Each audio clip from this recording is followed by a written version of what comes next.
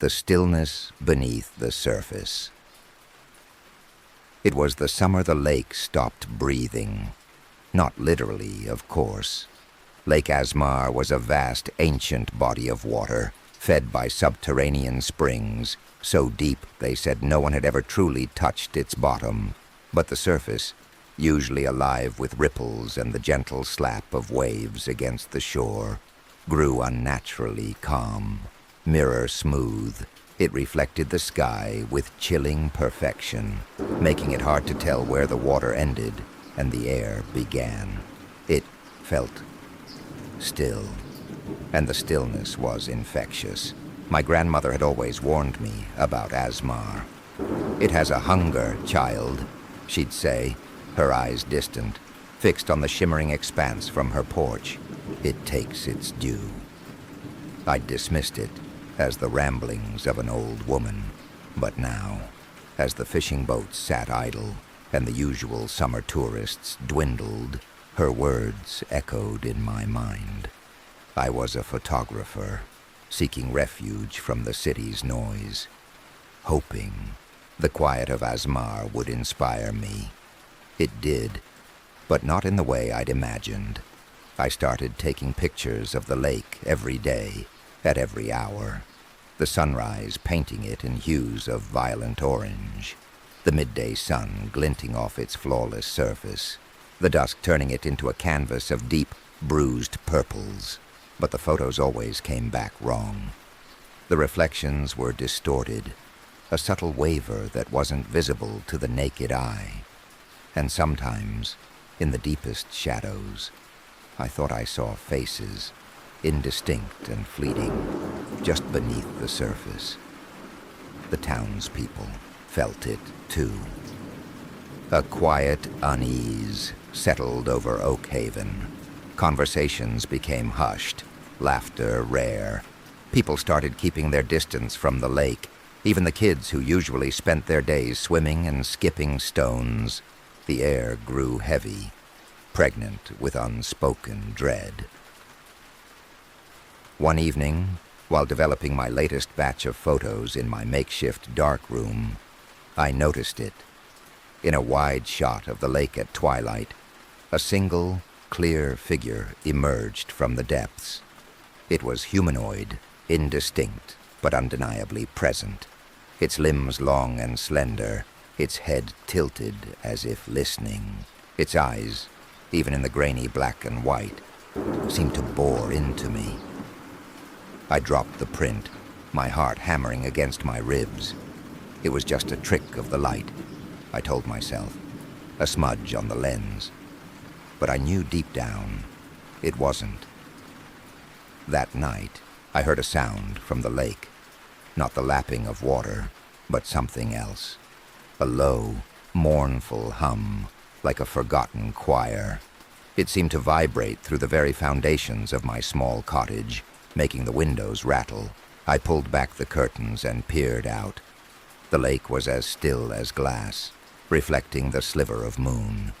But the hum was louder now, and I saw a faint glow emanating from its center, a soft, ethereal light that pulsed with the hum.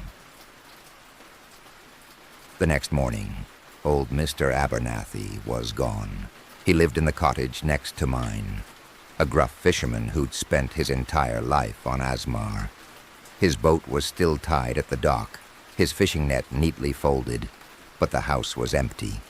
No note, no sign of struggle, just a single, perfectly smooth, dark stone on his kitchen table, still wet, as if it had just been pulled from the lake. Panic began to creep into Oak Haven. More people vanished.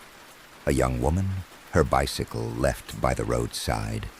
A family of 3, their car abandoned at the gas station.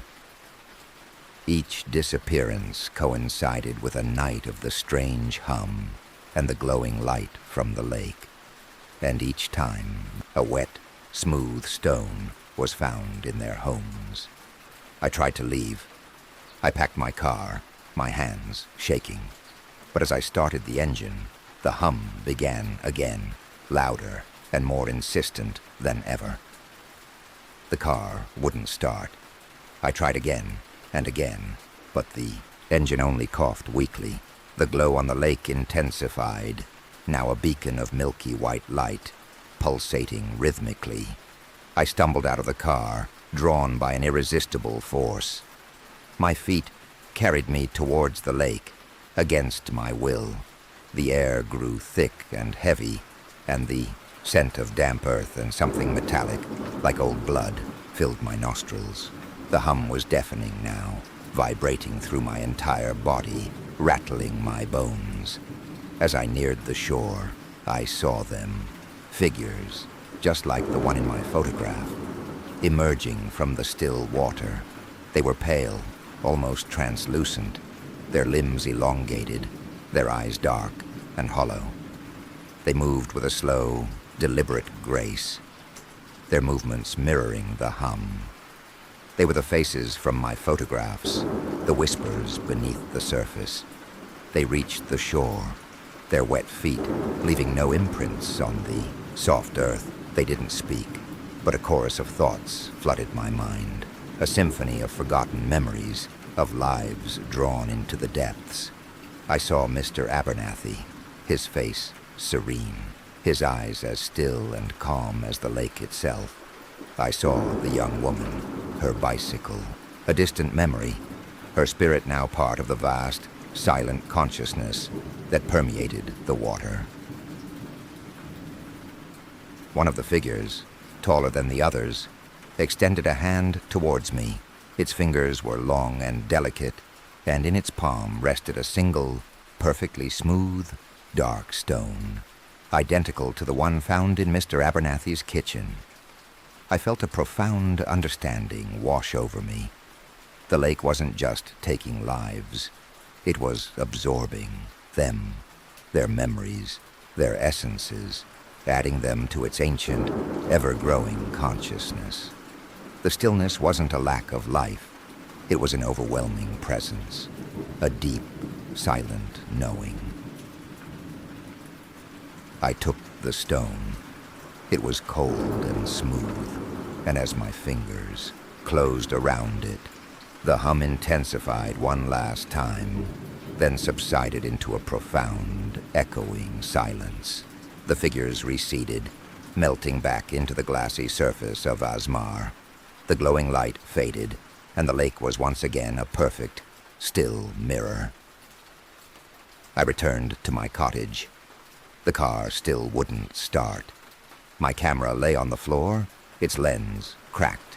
I sat by the window, gazing at the lake, its surface calm, innocent, and endlessly deep. I knew I couldn't leave. I was part of it now.